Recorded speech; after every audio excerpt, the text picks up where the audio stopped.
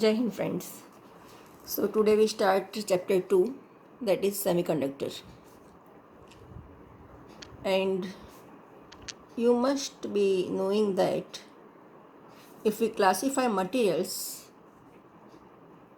on the basis of their conductivity, we can start with insulator,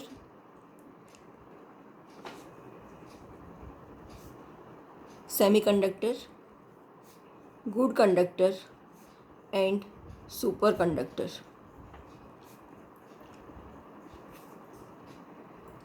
Now, these semiconductors have conductivity more than insulator and less than good conductor.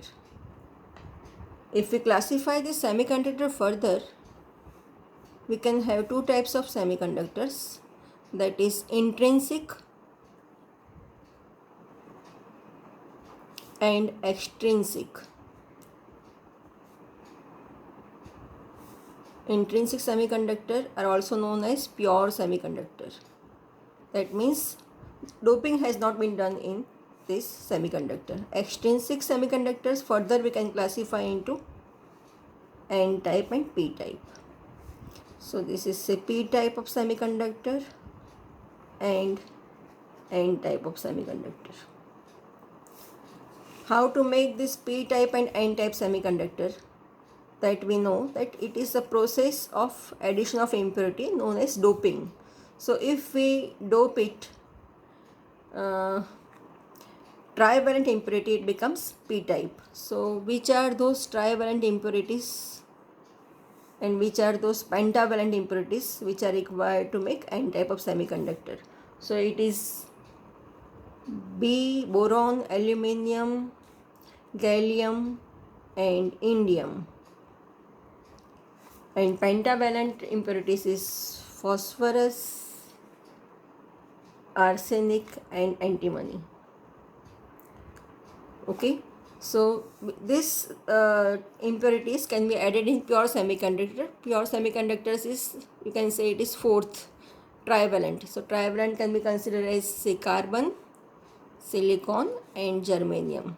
So if we add pentavalent impurities to silicon and germanium, it becomes P type of semiconductor. If we add trivalent impurities to P type silicon and germanium, it becomes P type of semiconductor. If we add pentavalent impurities to silicon and germanium, it becomes N type of semiconductor, because this silicon and germanium has 4 free electrons. This trivalent will be having 3 free electrons and pentavalent will be having 5 free electrons. So this classification is easily you can understand. Now if you want to see that how these electrons are arranged in silicon, you can see this diagram. See, this is the electronic configuration. It is 1s2, 2s2, 2p6, 3s2 and 3p2, while these 4 electrons in the outermost shell, 1, 2, 3 and 4, they are responsible for conductivity, for carrying the current. One most important property you need to remember of semiconductor is that it has the value of resistivity between 10⁻⁻⁶ to 10⁻⁻+8 ohm meter, and the energy band gap will be between it is nearly 1 electron volt. So at very low temperature, this semiconductor behaves like an insulating material, but as temperature increases, the charge carrier also increases and then it behaves like a semiconductor. Semiconductor have negative temperature coefficient of resistance.